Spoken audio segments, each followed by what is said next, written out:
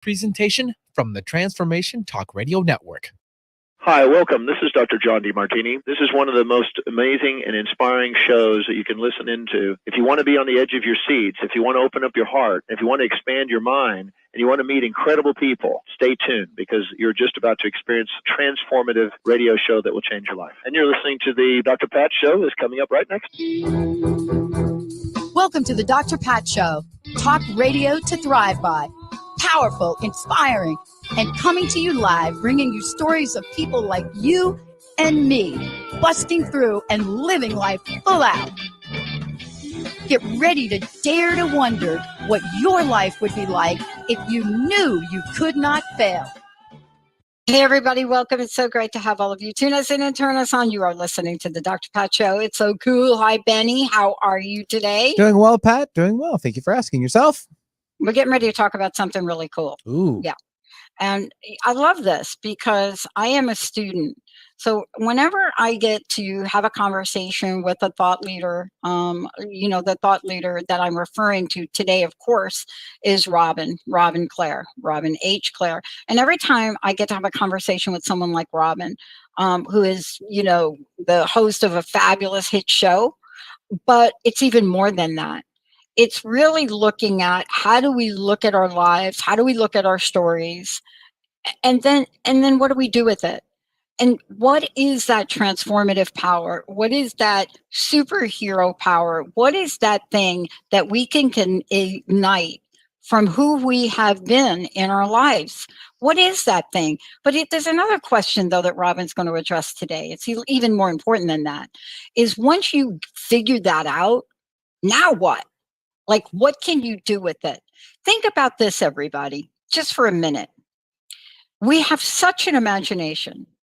How many people may you know about or not know about that created incredible life journeys based on the way they tell their story? How about Carl Jung, right? That's one. Oh, wait, Viktor Frankl, that's another. Oh, wait a minute. How about Jesus, the most fantastic teacher? How about, Buddha? I mean, come on, think. How about people that have shown up, that have looked at their stories, that have looked at where their energy is in their stories, and then figured out what to do with them? So today, this is what my friend, my colleague, the author of so many cool things is saying.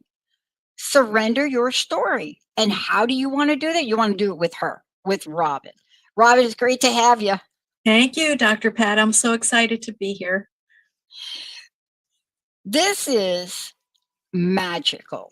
Mm-hmm. If people can get at it.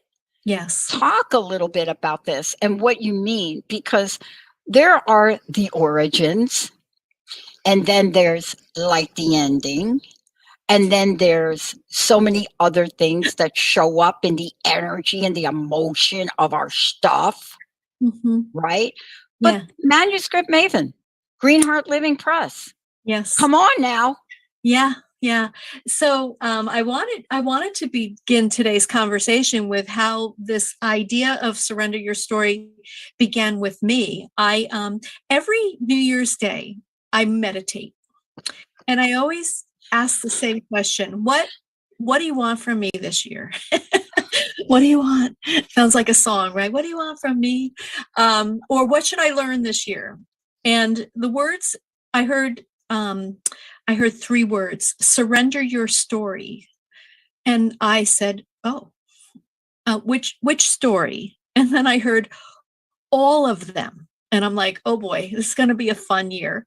So I started thinking about what stories. And when I started thinking about what stories, I started thinking, wait, the story of my relationship with my parents, the story of my traumatic childhood, the story of my marriage, the story of my work, the story of what, am I successful? Am I not successful? They just kept coming. These stories just kept coming. And I'm like, wow, what are these stories? And I realized that our stories basically come, I think, from unhealed trauma that we have not gotten around to healing yet.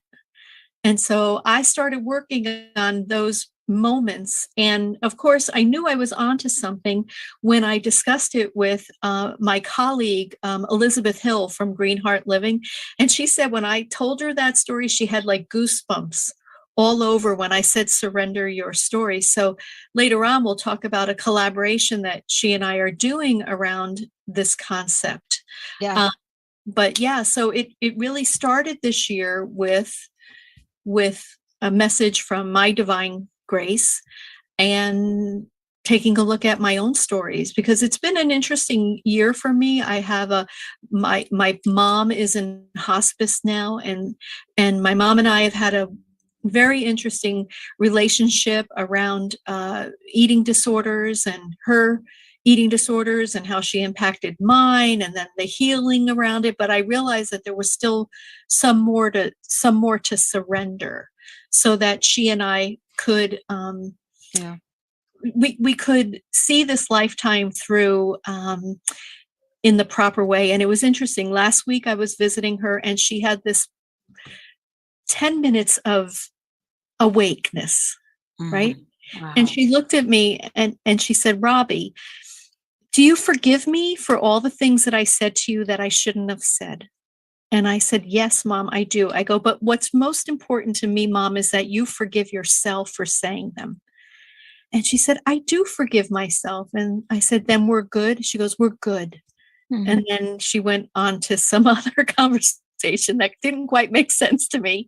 But right there, I knew that she and I had come to that place. We surrendered the story of our joint disorder together, eating disorders. It is so important to have those conversations. And I think you and I have talked about the fact that I come from a family where there isn't any of us that has come out of well, first of all, myself and my half brother, the only ones still alive because of addiction of many levels. But my sister and eating disorders, I mean, there are some things that you can look at and you could say, yeah, the world right now is suffering from multiple disorders right now. But there's something that you talk about, and I would love for you to share this, because nobody does it better than you, I don't think, around this. And I know you're passionate around this. And you know what, Robin, can I say something to you? Sure. It's never been popular to talk about eating disorders. It takes courage. I mean, look at Karen Carpenter. I mean, people would like, Google her, everybody. If you didn't know who that is, Google the most beautiful music. Oh my God, it's the best. Never would have imagined. But there are so many others, and it takes courage. And that's what you're doing. You're showing up in a world right now that absolutely has to have this conversation with you, that has to be able to do this. We cannot even quantify, qualify, or even imagine the impact and the trauma of the past 3 years. And you know what we're trying to do now? We're trying to blow that away. We're trying to blow that away, Robin, like we blew away 07, 08, 09, and 10, where we created an entire generation of poverty people that lost their jobs. So define trauma. Tell us what is underneath the trauma, Mama. Well, so trauma is experiences that we've had that just have had an impact on us. And trauma, they happen in our childhood, our teen years, our adult life. And people tend to think of trauma as something like life-altering, abusive, and it could be just singular events. And so for me, the area of trauma that I experienced the most in my life was humiliation. In doing some activities in Gay Hendricks' wonderful book, The Big Leap, I discovered that I had been humiliated in public 21 times. And so this humiliation and shame is something that I know that I've come to heal in this lifetime. And I found two things that were interesting. One, it was stopping me from being successful because I was afraid of being humiliated. And then also having two eating disorders. One was obsessive compulsive food disorder and the other bulimia. The obsessive compulsive food disorder was the beginning of the bulimia, right? You can't overeat. If you don't overeat, you're not going to look to purge. But the purging I found was a way of self-humiliation. Because if I humiliated myself in front of the mirror, then it was almost like, okay, then nobody else can humiliate me.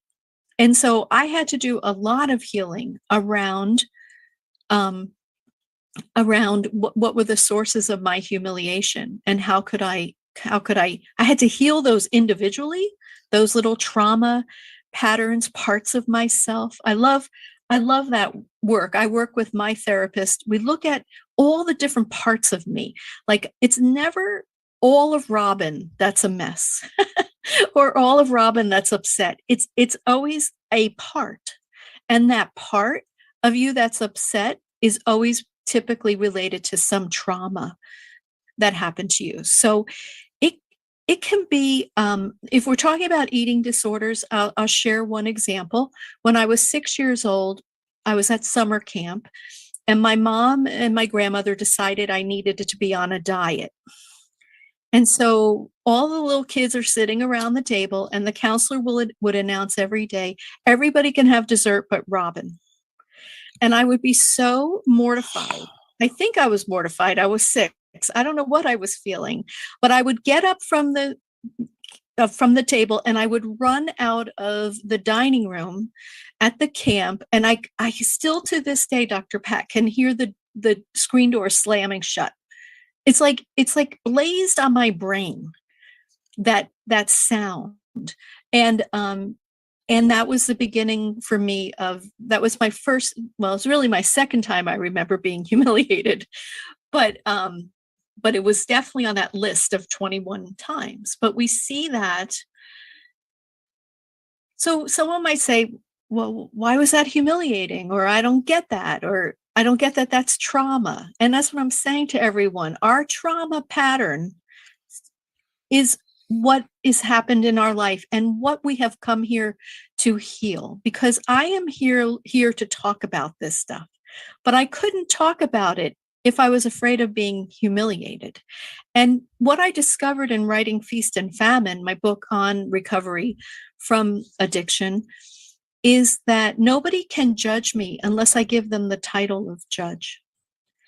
And when I learned that and put that in the book, I was really blown away, Dr. Pat, because I thought everybody could judge me. I thought that everyone who said anything to me somehow had a right to say that to me, and I had to listen to it, and I had to accept it. And that's not true. But I didn't know that. And once I knew that, then I knew that I was on the path to truly surrendering my story of being afraid of being humiliated and moving on to being able to have my radio show and speaking in public. Man, I gotta tell you, I don't know a way to describe this to you, but I think you already know this, right? In a 20-year period of doing my show, I didn't realize that when you're sharing what you're sharing today, it is touching the hearts and lives of so many people, because underneath it is you are clearly recognizing that there is this that's going on. And having that understanding of trauma is so important. You know, Robin, one of the things you've said, I want to get back to, and I'm going to go ahead and skip this break so we can continue. But one of the things I really want to touch upon is something you said, and how we get ready to surrender our story. But what you said was so impactful. And I want to remind people of this, because we have this sensationalized view of how we are affected by things in life, other people, places, and things. We have this idea. And we also have this idea that it has to be this pop culture, #1 television, traumatic thing they show you. But there are things that are so simple. For example, I grew up with 2 drop-dead gorgeous stepsisters. Unbelievable. My sister Joyce she could have been on the cover of any magazine. She never felt good about herself.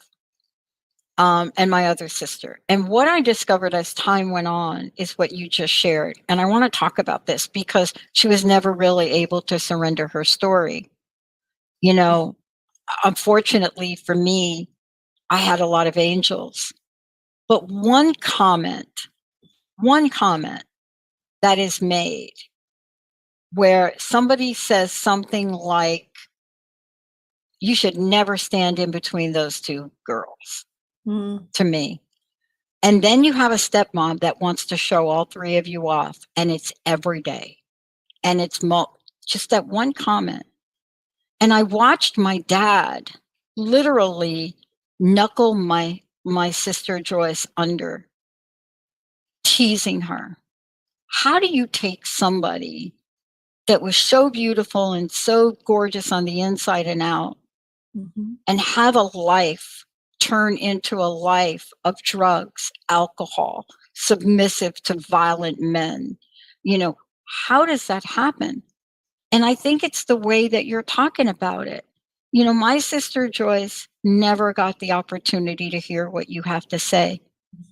But this is where you can talk to the many people listening to help us understand that it's time to surrender. How do we do that, Robin? Well, surrender is interesting because surrender is not wishful thinking. I think we think it is. Like, I wish I felt better. I wish this would go away. I wish he would stop doing that. I wish she would stop doing that. Wishful thinking, as Alcoholics Anonymous says, is let go, let God. Like, you have really got to give it up to your higher power, whatever that may be, and just say, I can't do this by myself. And and more than that, I am done feeling this way, or I am never going to do that again. And so surrender is, for me, how I always know I've been in surrender over a situation is I'm always amazed how quickly I have the answer to the problem that I was struggling over, that I was suffering over. It's almost like it's like one of those shower moments, those aha moments. But that's what happens when you're in surrender, is that you get a clue that there is an answer for you as to why you're suffering. So, because just stepping back from that, suffering is an option, and people don't really understand that. They think that pain and suffering are the same thing, but pain is one thing. Pain's inevitable, and we're all going to have pain. But suffering is an option. And the way to get out of the suffering that you're in is to get into surrender, so that you can welcome in grace into your life, which is anything. Grace is anything. It's outside resources. It's internal wisdom. It's someone saying something to you, a stranger. You know, I always think of everyone that I meet as a messenger from God to me. And do you do that too? I mean, you wonder, don't you like stop for a minute? And, you know, there's some people, honestly, this happened to me not too long ago. There's some people that you meet and you think, really? And then you have to take a moment and say, wait a minute, this has got to be like a message. This can't be, this is so like bizarro. Yes. Don't let your ego come in here and do something crazy right now. There's a reason you are in front of this person right now, right? Yes. How do you get there, Robin?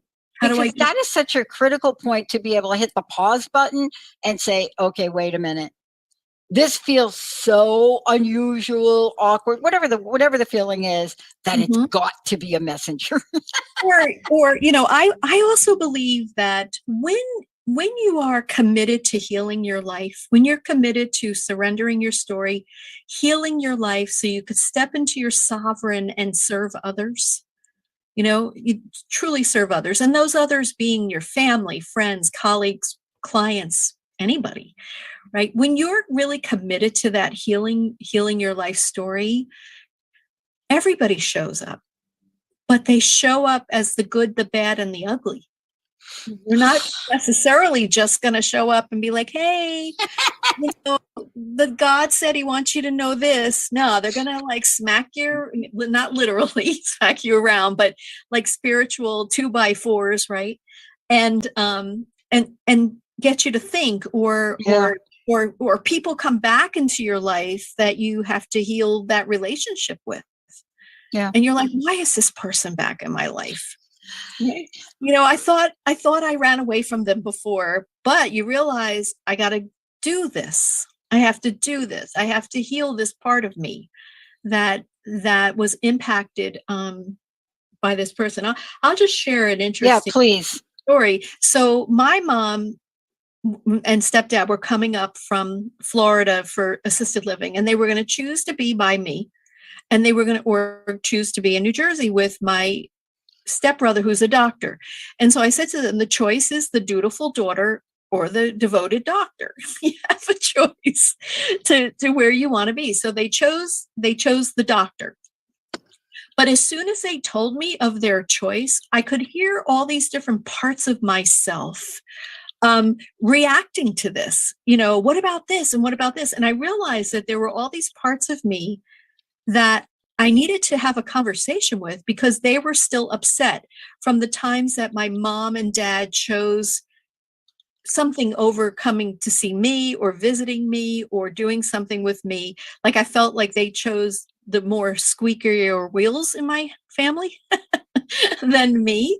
But I realized, wow, I've got to work on those. They were so loud. Like I could hear them, like the different parts saying, oh, here we go again, and then I realized there were more people in New Jersey to help them. There's only me and my husband here. And so it was really a better choice, especially as they're in their 90s, to be with my stepbrother, who's the doctor, right? But I had to go through that healing of old trauma, just even simple things like we don't think about when they would have chose to go to somebody's house for a holiday versus mine. Yeah. Oh my God. I don't know. Maybe it was for me. And that's what I'm saying to all the listeners. You don't have to have what the world defines as trauma for it to be considered traumatic for you. Yeah. There are so many layers of it. I mean, and what I love about this is this is inviting everybody to take a look at these things. I mean, there are simple things. There really are simple things that could turn out to be a story that we just engage with and we carry forward. Isn't that really what we're talking about when we're talking about surrender? Let's define surrender beyond this wishful thinking. There are things that my friend used to say, one of my mentors used to say to me, how did they say it? Okay, I get these confused. They said, what are you today? Are you Teflon or Velcro? I'm like, what? Are you Teflon? And I say, I'm like, oh, Teflon is like the slide off the thing, right? They said, right. Yes. Velcro is like attach. Which one are you today? Yeah. Yeah. What is it that you're Velcroing from your past that's not allowing you to Teflon your future? Yeah. What? But see, this is what we need to understand of what your message is. These aren't just stories that, would be great. They get in the way of things. Can you talk to that for a minute, Robin? Yeah, so I was thinking about that. I was thinking about some of my own personal surrender stories. And one of them was life is hard. Oh, boy. Yeah. Like life is the farthest from hard when you're in the flow, right? If we're really clear about what is the law of attraction, if you really know that you are a spark of the divine, like if you embrace that, it's almost like you just have to declare what you want and take action and get out of the way, and things will happen for you. But if you believe that life is hard, that's what you're going to manifest, is a bunch of hard things in your life. Now, dealing with an elderly parent is hard. Trying to get all the healing in before it happens is hard, but that's a different type of hard. it's not an overall life is hard, so I might as well give up now. So that's a personal surrender story for me. Another is people will change. And I really have come to learn that people don't change unless they want to change. And then really it just becomes their perception or their reality. And then I have to say, am I willing to accept their reality and have that reality be part of my life? And sometimes the answer is yes. And sometimes the answer is no. And another one is measuring success. What does success look like? And for me, success is measured by impact. So how impactful am I being? Am I helping others? And then, of course, success is measured by impact, and impact is rewarded with abundance. So what does abundance mean to you?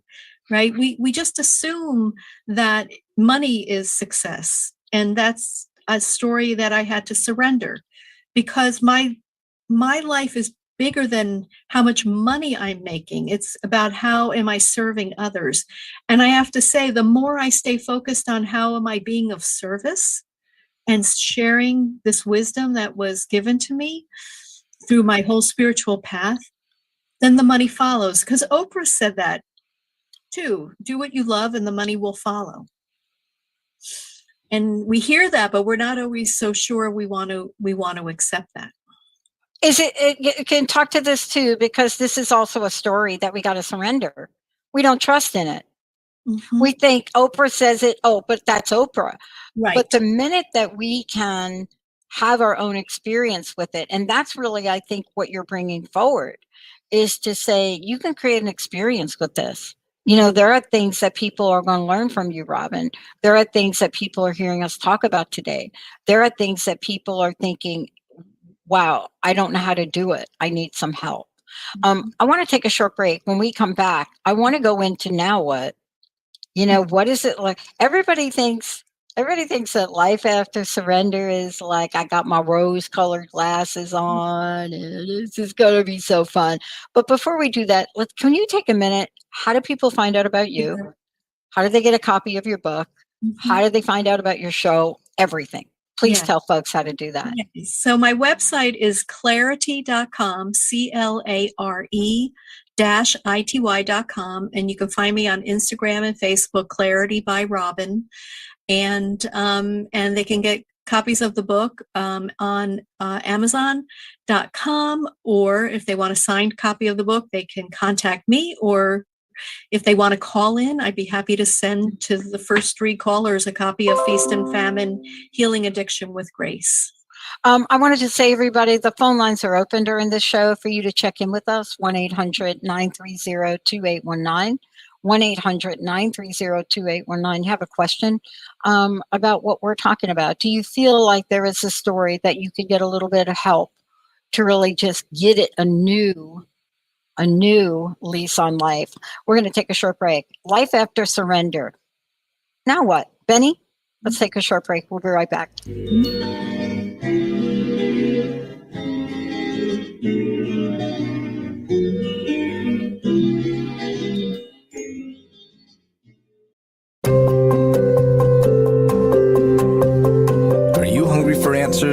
Gain clarity on what is currently happening in your life. Reveal how your past is influencing your life experience. When you find the answers you were most hungry for in your life, you will gain inner peace and outer abundance. Contact Robin Clare to create an achievable plan for your ultimate success at clarity.com. That's CLARE-ITY.com.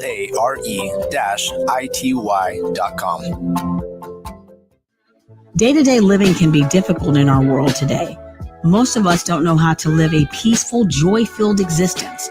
Learn how to break through these barriers and live a transformative life on Love and Light with me, Dr. Lisa, every day living in peace, every second and fourth Wednesday at 1 p.m. Pacific, 4 p.m. Eastern on transformationtalkradio.com. To work with Dr. Lisa, visit educationthroughengagement.com. Are both your life and mission passing you by? Are you wanting to step into the bigger reason why you're here? I'm Claudia Sam, your soul connection coach and host of the Be Happy Now show. It's possible to feel good to be you and to never burn out again. Hop on a free 20-minute clarity call with me to explore what life could be like if you could just say yes to yourself without the guilt. Go to claudiasamsoulcoaching.com/yes. You're listening to an encore presentation from the Transformation Talk Radio Network. We remember a time when you could simply form a thought and it would manifest. The harmony was forgotten, but it is returning now. The Power of Inspiration and Awakening Radio with Julia Griffin on TransformationTalkRadio.com each second and fourth Wednesday at 9 a.m. Pacific. We'll take you on adventures through the heart and spirit, exploring who we once were. This intuitive healer studied under the guidance of wolves, learning from their wisdom to master a higher frequency for a new state of mind. Visit OneTrueSelf.com. Hi, I'm Patricia McNair, host of Divine Guidance with Patricia, and I'm here to help you live a more authentic, spiritually connected life. Join me every first and third Wednesday at 9 a.m. Pacific on TransformationTalkRadio.com. Being who you are in everyday life is the key to unlocking soul wisdom within that our whole self already knows. Get ready to embrace your spiritual, mental, and emotional well-being, your whole being. Discover your gifts and strengthen your connection to spirit. We will explore earth guidance, divine truth and love, past life lessons, and so much more. So listen in to Divine Guidance with Patricia and join in your personal adventure to triggering, opening, validating, and being all that you are. For more information about me, visit divineguidance.earth.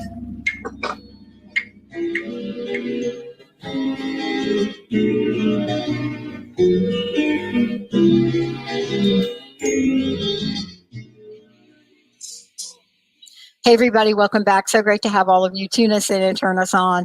You know, Robin, I want to take a minute again to tell people not only about how do they find out about you, but, you know, you're creating something here. You're creating Surrender Your Story collaborative book. We're going to talk about that because there's a piece that comes after Surrender the Story that can literally derail people. And, you know, it's a good piece, but if you're not used to getting good in your life, you don't know what to do with it. So how do people find out about you and also the services that you provide, especially for people that have not done this before? Yeah, they haven't done the work, right? How do we do it? How do we get with you? So my work is comprised of two pieces. One, three pieces really. I'm a spiritual life coach, and that's where I can help people to actually surrender their story. You know, looking at what is their past history, what's their trauma, what are we looking at here to get to a place where they feel comfortable in their life and they're willing to allow grace into their life. I know some people have a hard time with the word grace, but honestly, folks, I really believe that grace is around us 24/7. Yeah. And it's just a matter of how open we are to seeing it. And it's just in every conversation. It's in every time you look out the window. It's just what arrives. Like, I was talking to my brother. My brother Michael is also in recovery, and I'm trying to help him through my mom's hospice journey so that he stays sober with me. And so we're having a lot of conversations about recovery and trauma and traumatic experience. And so I'm talking to him, and he goes, "Oh, there's a cardinal on my windowsill," and I'm like. I go, the cardinal is a symbol that our ancestors are in the conversation with us. He goes, "Oh, I didn't know that." He goes, "It's very loud. It's like talking to me." And I said, "Yeah, that's our ancestors. They want to know that this is an important conversation and we should continue it." And so that's just one of the signs from the universe that you're on the right path, or you need to shift your path, right? So what is So I do the spiritual life coaching. I'm also a writing coach, and I work for a wonderful publishing house called Greenheart Living. It's a press, and they call me the Manuscript Maven, because what I do is I get people from an idea to a manuscript. And I come in as the writing coach, if that's another way of saying it. And I hold their hand and I hold them accountable to get it done. Because if you're not ready to get it done, I say don't even start, because there's nothing more frustrating than having a book that's wants to be birthed and you can't birth it. So I always say to people, make sure you're ready for that commitment. But what we also do at Green Heart Living is collaborative books. Many people call them anthology. And so we come up with an idea that we think many people might relate to. And so for this anthology called Surrender Your Story, we're looking for 20 writers to write one chapter of the book to then become an author, because they'll be their first book or their second book, whatever it is, but they become part of another book. And they have to just write one chapter. So who are we looking for? We're looking for people that have surrendered their story. And what have they done? They've healed their trauma enough to be able to step into their sovereign, meaning they're not living from the wounded child archetype, they're living from their powerful sovereign archetype. And then they're taking that wisdom that they received from healing their trauma, and they are using it to be of service to their family, to their friends, to clients, to their community. We have no thoughts on what they're doing with this wisdom. So we're open. I even was speaking to someone yesterday who has just changed her whole family's, because she healed her life. She's now changed and healed their lives, her entire five-person family.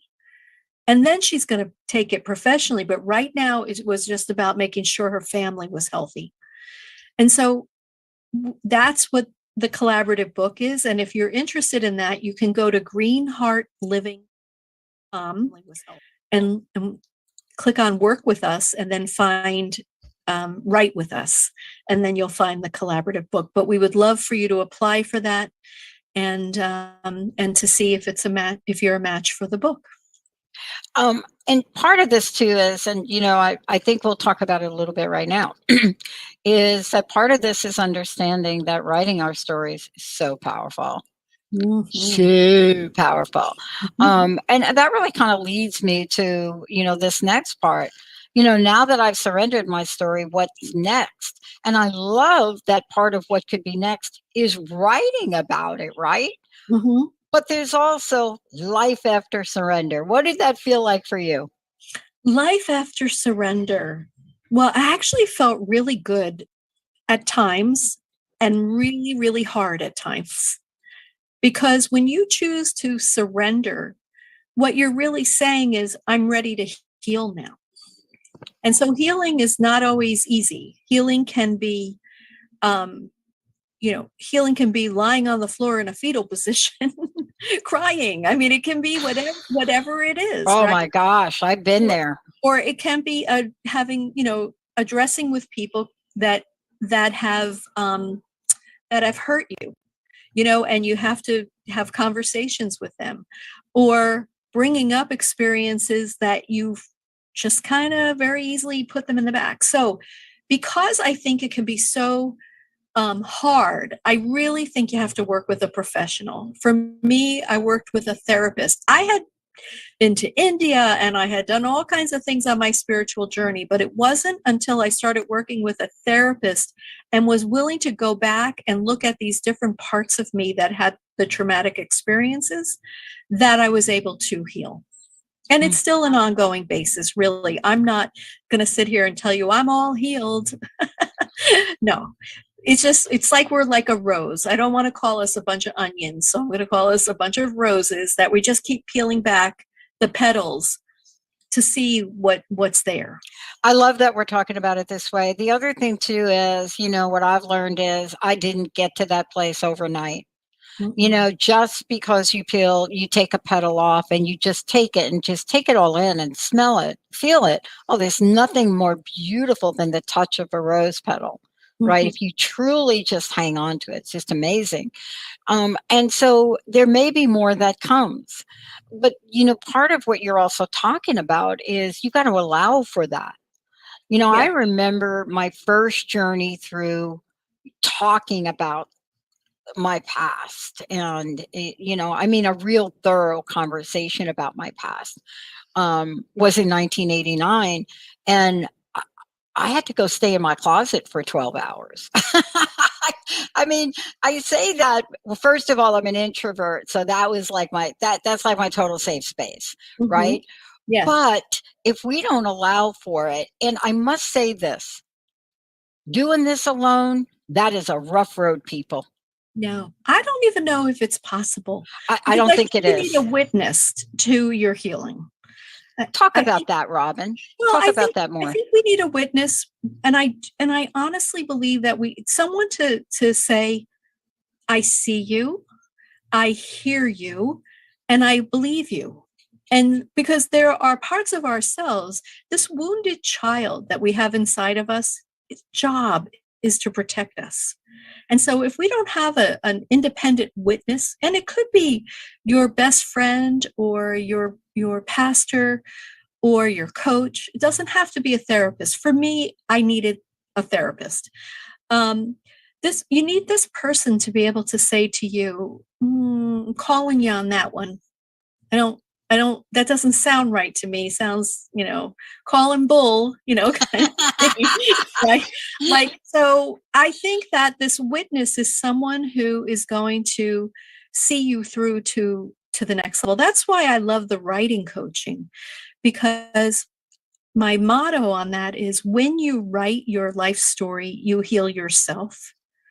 And when you share your life story with others, you help to heal them. Yeah. And I believe writing is such a powerful, powerful medium for healing, because you're not saying it out loud. Yeah.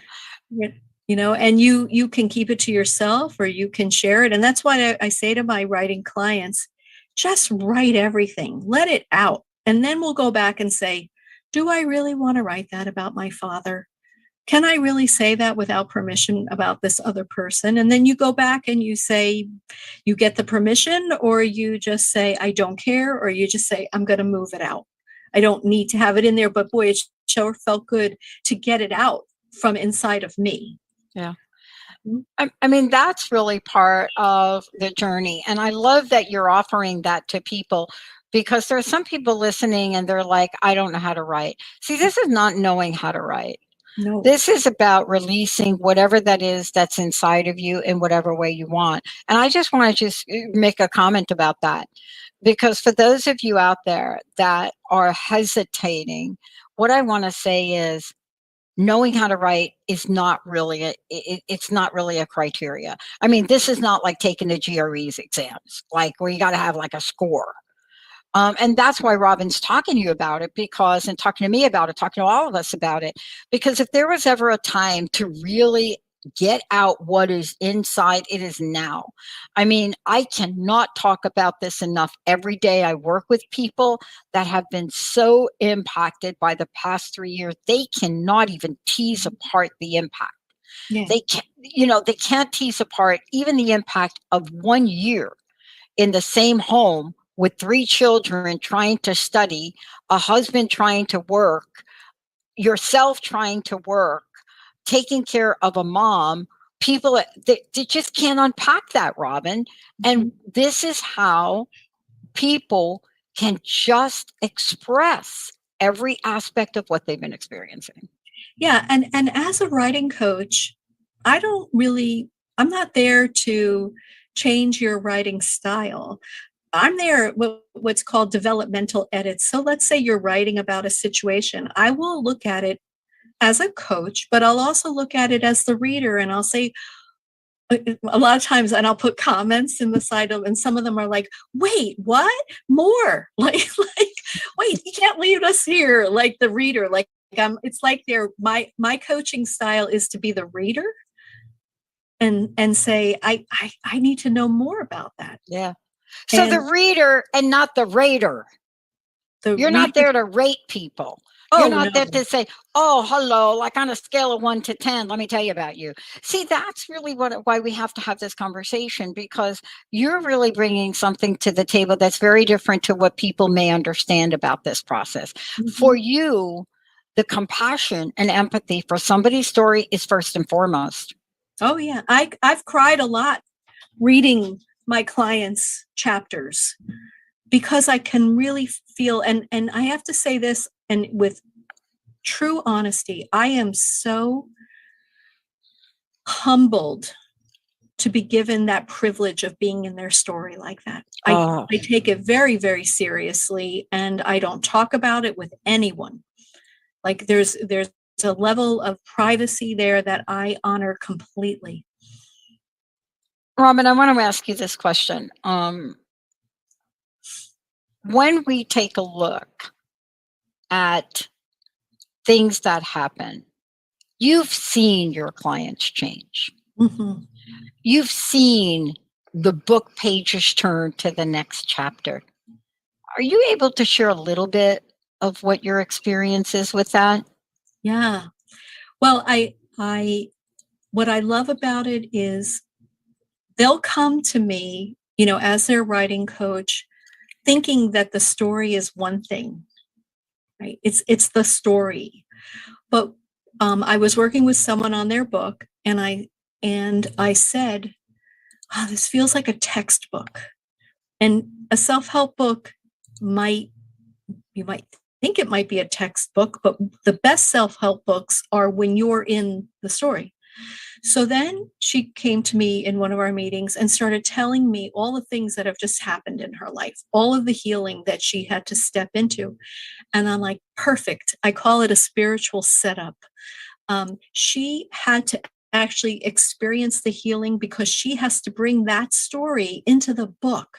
Like she knew what the content was that she wanted to teach, but she didn't know where she fit into the book. Now she knows exactly where she fits into the book. And putting yourself in the book is what makes people say, wow, I get this. I like her. I don't like her, but I can relate to her. I can relate to what she's saying because she lived it. And so if you're going to write a self-help book, yes, you can write a self-help book and make it a textbook. But if you really want, and you're most likely writing a self-help book because you have lived it, or you wouldn't even be knowing about it, No. right? Yeah. Right. And so the true beautiful books are the ones when you're in it. So now they come to me and I'm pushing them. What about this? Why did you feel this way? Can you tell us more? And that's what I do, is to try to build up their presence in the book, as well as practical information. But I feel that my job as the writing coach is to help them to create a tool that actually works to help others to surrender their story and heal their lives. It's fascinating to really hear you talk about this in this way, because I don't write. I speak my stories in my books and articles. And, it's fascinating to go through that journey, because this is just me. If you ever hear me tell a story, I tell a story, and that's the way it is. And that's the way I want it in the book. Mm-hmm. And it's hard sometimes because there are some people that you work with. The minute that they look at that format, it's not traditional. You should change it. And honestly, there's some things I'm like, yeah, I should change that. But you can't change the first paragraphs where I'm talking to myself. That first paragraph where I'm explaining, look, woke up last Saturday. I walked out, the sun was shining. I thought, I'm going to start this brand new, absolutely great new lawnmower. Because why? Well, yeah, the other one had oil in it. And you know what? I got it shiny out of the box. And I thought, I can do this. I'm the daughter of a mechanic. And then all of a sudden I heard, but wait a minute. You can't even lift it out of the car. What are you doing? Mm-hmm. And so this is the way I talk. This is the way I write. Some parts of it have to be changed. But what you're talking about, you're not going to change what's the feeling is on the inside of people. And see, that is important for people to hear, because when they hear this, they also need to hear, Robin, that your style of working with people is no. This is you fully expressed, like who you are. Mm-hmm. That's you, right? Mm-hmm. But let me help you put it into structure so that people can read it. Yeah. And there was, in another client's book, she was talking about someone, and I said, I would really highly recommend that you have this person read this first before you publish this. Oh, yeah. Yeah. I said, that's my recommendation, because Yeah. this tells a story that is really maybe not yours to tell. And that happened to me when I was writing about my mom in Feast and Famine. I gave it to my daughter and I said, what do you think about what I wrote about grandma? Right. And she said, I think you're being judgmental, Mom, of grandma. And I'm like, wow, Gabby, thank you so much. Right. I'm like, and so it took me like all day to rewrite that chapter, to get out, because there was the wounded child in there that was saying, well, I'm going to write this, right? and then I'm like, but I'm in recovery. I should be writing it as the person who surrendered their story and now wants to use it as a tool. And so it was fun. It was a fun day. I sat here at my desk and went back and forth between my wounded child and my sovereign, rewriting these, trying to get that judgment out, because it wasn't my place to judge why my mother did what she did. And I got it out of there, which was so lovely. I think it's really cool. I mean, I had a deadline for an article that I needed to submit. And I honestly, I just thought, you know what? I need somebody that doesn't know me very well. I need to talk about it. And I handed it over to Daniel. And I was so impressed with because Daniel works really closely with me. He's the producer for this show right now. And, I knew he did his homework to learn about me, learn about my personality. And we sit in the same room, right? I do a fast track thing where I bring people and they get to sit with me and Jessica and other people, right? And I thought, well, he knows enough about me that he's not going to cut stuff out. And I was amazed to see how someone, not me, saw me.